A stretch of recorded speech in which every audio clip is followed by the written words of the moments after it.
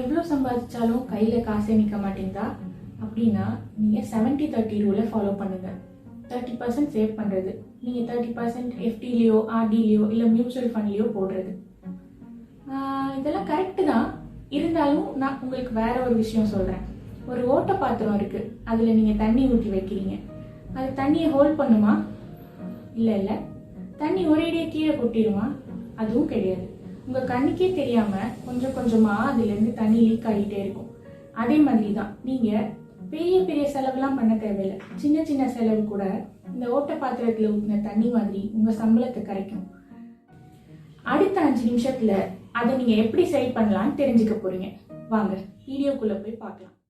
வணக்கம் and welcome to timeless wisdom Tamil channel. நம்மளால் ஒரு மாதத்துக்கு எவ்வளோ சேலரி வந்துச்சுன்னு எக்ஸாக்டாக சொல்ல முடியும். ஆனால் அந்த மாதம் ஃபுல்லாக எவ்வளோ செலவு பண்ணோன்னு எக்ஸாக்டாக சொல்லவே முடியாது. இதை பற்றி யோசிக்கும் போதே ஒரு மாதிரி கில்ட்டியாக ஃபீல் பண்ணிங்கன்னா இந்த வீடியோ உங்களுக்கு தான். என்னென்ன செலவு பண்ணோம் அப்படின்னு யோசிச்சு பார்க்கும்போது அப்படி ஒன்றும் தேவையில்லாமல் எதுவும் வாங்கலையே, யூஸ்வலாக பே பண்ணுற அதே பில்ஸ் தானே, பெருசாக ஷாப்பிங் பண்ணலை, கோல்ட் சில்வர்னு காஸ்ட்லியாக ஒன்றும் வாங்கலை, ஜாலியாக ட்ரிப் போல. இருந்தாலும் மாத கடைசி வர்றதுக்கு முன்னாடியே பர்ஸ் மட்டும் காலி ஆயிடுச்சு. இதில் கல்பிரிட் யாருன்னா நாம் தினமும் கண்ணுக்கு தெரியாமல் பண்ணுற சின்ன சின்ன செலவுகள் தான்னு சொன்னால் உங்களால் நம்ப முடியுதா?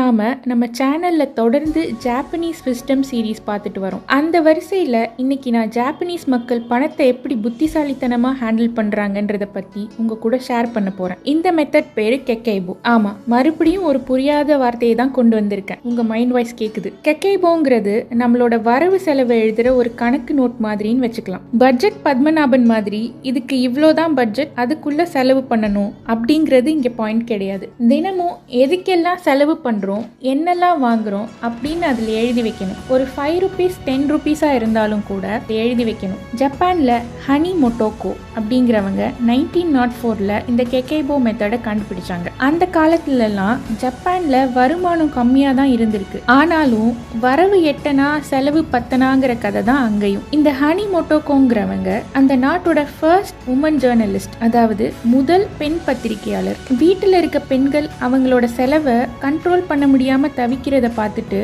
அவங்களுக்கு உதவுறதுக்காக கண்டுபிடிச்சது தான் இந்த கெக்கைபோ மெத்தட். ஹனி மொட்டோக்கோ மக்களை ஓஹோன் பணக்காரனாக்கணும்னு இதை பண்ணல. அவங்க பணத்தை பார்த்து பயப்படாம நிம்மதியா வாழறதுக்கு அவங்களுக்கு கிடைக்கிற வருமானத்தை எஃபிஷியண்டா யூஸ் பண்ண அவங்க கத்துக்கணும் அப்படின்னு தான் அவங்க நினைச்சாங்க. இந்த விஷயம் கண்டுபிடிச்சு 100 இயர்ஸ் மேல ஆனாலும் இந்த 2025லயும் இது ஒர்க் அவுட் ஆகும். எல்லா மாசமும் சிம்பிளா ஒரு 4 கேள்விகள் உங்களை நீங்களே கேட்டுக்கோங்க. என்கிட்ட எவ்வளவு பணம் இருக்கு, இதுல எவ்வளவு சேவ் பண்ண விரும்புறேன், நான் எதுக்கு ஸ்பெண்ட் பண்றேன், நெக்ஸ்ட் மந்த் பெட்டரா எப்படி இருக்க முடியும். இதுல ஸ்ட்ரெஸ் ஆகுற மாதிரியோ நம்ம நினைச்சதை விட அதிகமா செலவு பண்ணிட்டா என்ன ஆகும் அப்படிங்கிற பயம் எதுவுமே தேவையில்லை. ஜஸ்ட் இந்த 4 கேள்விகளுக்கான பதிலை மட்டும் எல்லா மாசமும் எழுதி வச்சுக்கிட்டு அதை அனலைஸ் பண்ணி பாருங்க. அதே மாதிரி கெக்கைபோ உங்களோட செலவுகளை 4 விதமா பிரிக்க சொல்லுது. அது என்னென்னா நீட்ஸ், வாண்ட்ஸ், கல்ச்சர், அன்எக்ஸ்பெக்டட்.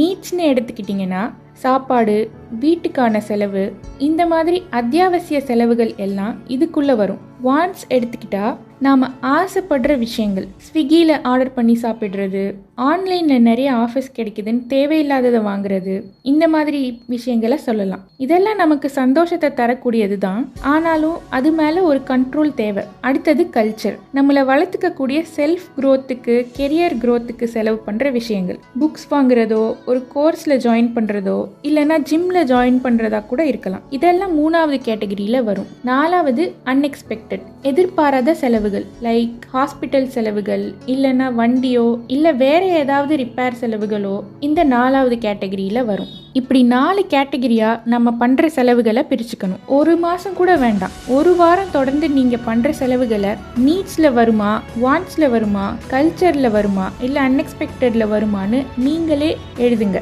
ஆமா, இதை நீங்க கையால தான் எழுதணும். ஏன்னா அது உங்களோட மசில் மெமரியில தங்கிடும். அது மட்டும் இல்ல, எழுதும்போது நீங்க எதை பாக்குறீங்க, நீங்க பாக்குறது உங்க மனசுல பதியும். இதுல இன்னொரு முக்கியமான டிப்ஸ் ஒன்று இருக்கு. அது என்னன்னா, போன் யூஸ் பண்ணாம கேஷை யூஸ் பண்றது. நம்ம ஊருக்கு அது அவ்வளோ செட் ஆகாது. ஆனாலும் ஜாப்பனீஸ் மக்கள் இன்னும் கேஷை தான் ஃபாலோ பண்ணுறாங்க. ஏன்னா நம்ம யூபிஐ யூஸ் பண்ணும்போது ஒரு ஸ்வைப்பில் முடிஞ்சிடும். ஆனால் கேஷாக கொடுக்கும்போது நமக்கு வலிக்கும். ஒரு முறைக்கு 2 முறை செலவு பண்ணணுமா வேணாமான்னு யோசிப்போம். ஒரு கடைக்கு போகிறீங்கன்னு வச்சுக்கோங்க. உங்களுக்கு என்னென்ன தேவைன்னு அதை ஒரு லிஸ்ட்டாக எழுதிக்கிட்டு போங்க. கண்டிப்பாக லிஸ்ட் இல்லாமல் போகும்போது 1000 ரூபாயில் முடிய வேண்டிய இடத்துல இன்னும் ஒரு 500 ரூபாய் அதிகமாகும். அதே மாதிரி கக்கைபோ என்ன சொல்லுதுன்னா, உங்கள் வீட்டை ஆர்கனைஸ்டாக வச்சுக்கணும்னு சொல்லுது. ஒரு எக்ஸாம்பிளுக்கு, எப்போவோ வாங்கின பொருட்களை சரியாக ஆர்கனைஸ் பண்ணாமல் வைக்கும்போது அந்த பொருள் வீட்டில் இருக்கா இல்லையானே தெரியாமல் போயிடும். அப்புறம் மறுபடியும் புதுசாக வாங்கிடுவீங்க. ஆல்ரெடி வாங்கினது என்னைக்காவது நம்ம கண்ணில் படும். அப்போ தெரியும் அது எக்ஸ்பயர் ஆயிடுச்சுன்னு. இப்படி கூட உங்கள் கண்ணுக்கு தெரியாமல் உங்கள் காசு வீணாகலாம். அதே மாதிரி ஜாப்பனீஸ் மக்கள் ஒரு பொருள் வீணாக போச்சுன்னா அதை ரிப்பேர் பண்ணி தான் யூஸ் பண்ணணும்னு நினைக்கிறாங்க. மறுபடியும் அவங்க புதுசாக வாங்குறது இல்லை. இப்படி ரிப்பேர் பண்ணி யூஸ் பண்ணும்போது ஒரு வருஷத்துக்கே பார்த்தீங்கன்னா நம்மளால நிறையவே சேவ் பண்ண முடியும்னு கக்கைபோ சொல்லுது. இப்போலாம் நம்ம கிட்ட இந்த பட்ஜெட் போடுறதுக்கு 1008 ஆப்ஸ் இருக்கு, ஸ்ப்ரெட்ஷீட்ஸ் இருக்கு. அதுக்கு மேலே ஏஐ கேட்டால் அதுவே விதவிதமாக பட்ஜெட் போட்டு கொடுத்துரும். ஆனால் இது எதுனாலையும் பணத்தை ஹேண்டில் பண்ணுறதை பற்றின ஸ்ட்ரெஸ் குறையவே குறையாது. யூஸ் பண்ணுற எல்லா அப்ளிகேஷனும் நீங்கள் எவ்வளோ செலவு பண்ணீங்கன்னு கரெக்டாக சொல்லும். ஆனால் கக்கைபோ நீங்கள் எதுக்காக செலவு பண்ணீங்கன்னு சொல்லும். நம்ம யாருமே இங்கே கணக்கு தெரியாமல் டூ மச்சாக செலவு பண்ணுறதில்ல. சில நேரம் டயர்ட்னால பண்ணுறோம், சில நேரம் போர் அடிக்குதுன்னு ஆன்லைனில் ஆர்டர் பண்ணி சாப்பிடலாம், இல்லைனா ஏதாவது ஆன்லைன் ஷாப்பிங் பண்ணலான்னு பண்ணுறோம். சில நேரம் எமோஷ்னலாக இல்லைனா ஸ்ட்ரெஸ்ஸாக இருக்குன்னே பண்ணிடுறோம். அப்படி பண்ணும்போது உங்களோட கக்கைபோ நோட்புக்கில் எழுதி வச்சிங்கன்னா இதை செய்யலாமா செய்யக்கூடாதான்னு தொடர்ந்து எழுதிக்கிட்டே வரும்போது பணத்தை பர்ஸ்ல இருந்து எடுக்கிற அந்த சின்ன கேப்பே இந்த செலவு தேவையா இல்லையாங்கிறத டிசைட் பண்ணிக்க போதுமானதா இருக்கும். இது ஒரு ஹேபிட்டா ஃபார்ம் பண்ண முடிஞ்சிருச்சுன்னா அதுக்கப்புறம் நீங்க எழுத வேண்டாம், உங்க மனசே உங்க நோட்டா மாறிடும். கக்கைபோ ஒரு விஷயத்தை ரொம்ப தெளிவா சொல்லுது. More attention is equal to less regret. அதாவது நம்ம பணத்தை செலவு பண்ற விஷயத்துல எந்த அளவுக்கு கவனமா இருக்கோமோ அந்த அளவுக்கு நாம பின்னாடி கவலைப்பட தேவையில்லை, வருத்தப்பட தேவையில்லை. ஏன்னா இன்னைக்கு நாம தேவையில்லாம பண்ற ஒவ்வொரு செலவுமே நாளைக்கு நம்மளுக்கு ரொம்ப தேவையான நேரத்துல செலவு பண்றதுக்கு ஒரு பெரிய தடையா வந்து நிற்கும்.